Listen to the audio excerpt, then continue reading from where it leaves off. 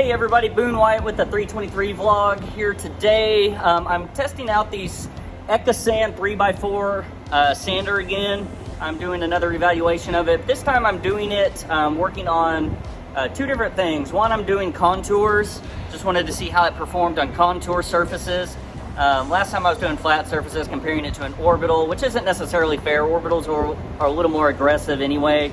But I think I did mention in the last video, but I wanted to demonstrate it in this one, just how effective these 3x4 sanders are when it comes to contour surfaces. And when I'm working on those contours, you'll notice I'm using a 1/2-inch interface pad. Like right now I've got it set up.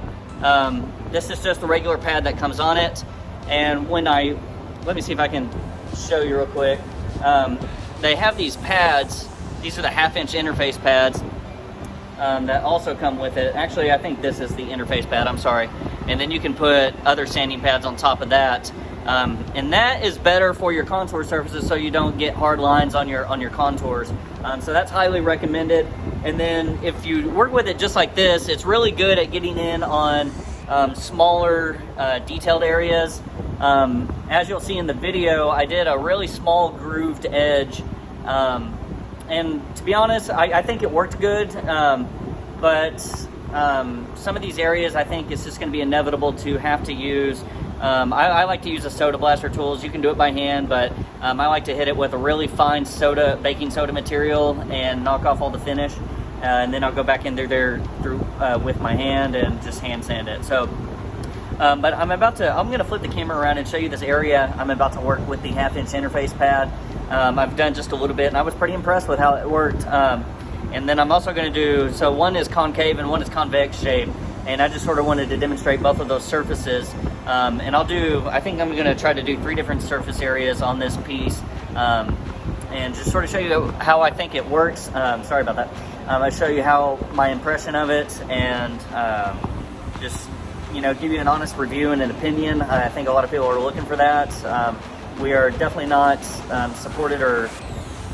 we're definitely not sponsored by any of these people, not yet at least. So I'm just giving my honest opinion and review of them. We do furniture repair and refinish. That's the bulk of our business. We don't do much with cabinetry, which these are real popular for scuff sanding when it comes to cabinetry, but we do pretty much all furniture work. So I got a 3x4 to focus on corners. And let me sort of flip this camera around. I'll show you what we focus on.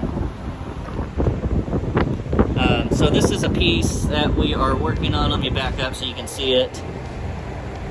Beautiful piece. But as you see, it's got a lot of detail work. I just went in and did this surface around here, and I'm going to show you firsthand how it works on that surface. And that's a very concave surface.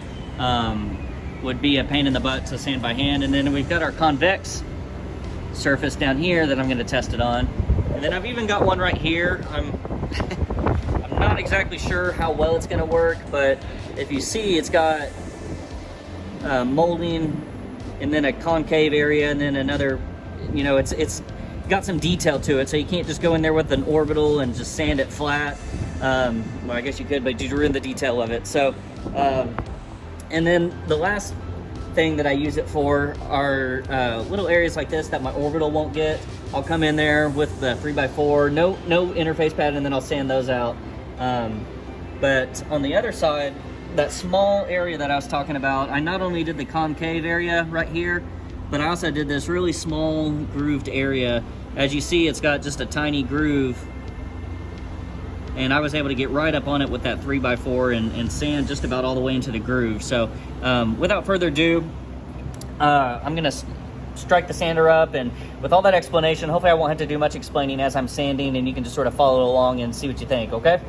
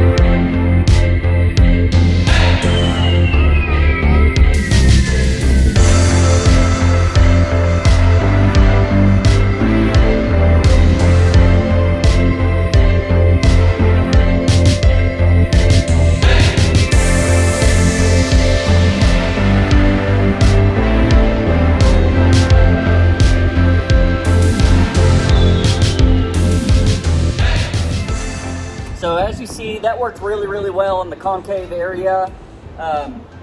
You know, I think it's definitely worth having a tool like this just for areas like that. Saves you from having to sand it by hand, so saving your hand and carpal tunnel if that bothers you, arthritis, that kind of stuff. So big lifesaver on that. Next one I'm going to demonstrate is this one that I pointed out. I'm a little skeptical how well it's going to work in there, but I'm going to try it just to try it.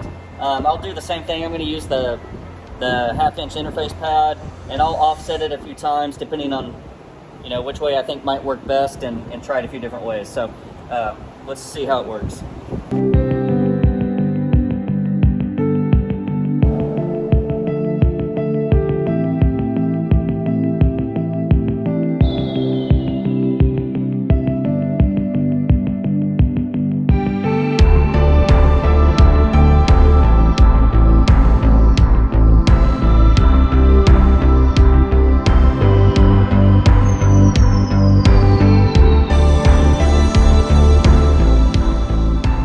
Okay, so after doing that segment, I probably would not use that in there.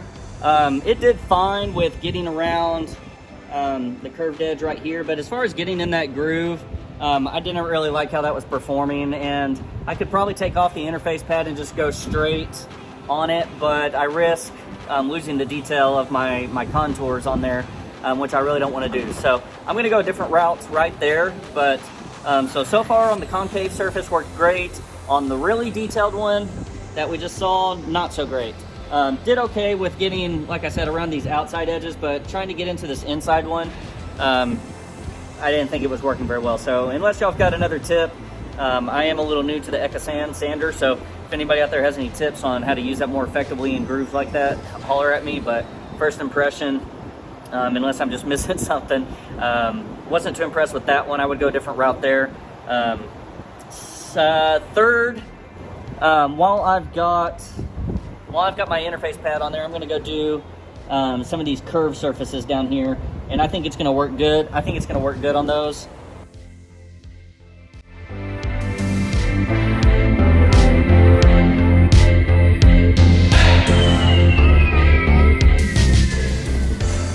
So as you see, it worked pretty good there as well. So, oh, I said I was going to try one more surface for y'all. So before I put it up, I'm going to do one more surface, which were these corners, and I'll just sort of show you how it works on there.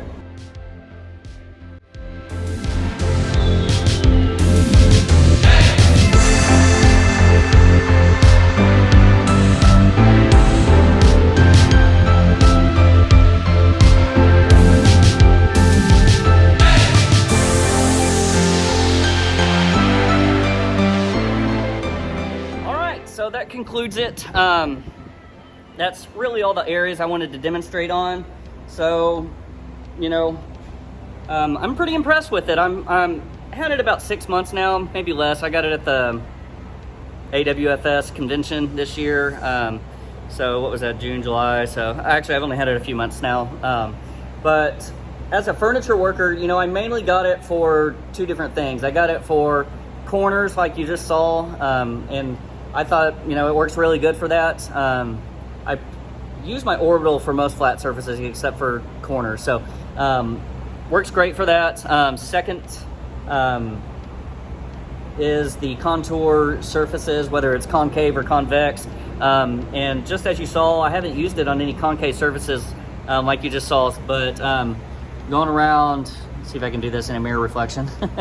As you saw on that concave surface, right, going along that edge, I thought it worked really well. So, and then the same with that convex surface, the outer edge, worked really good.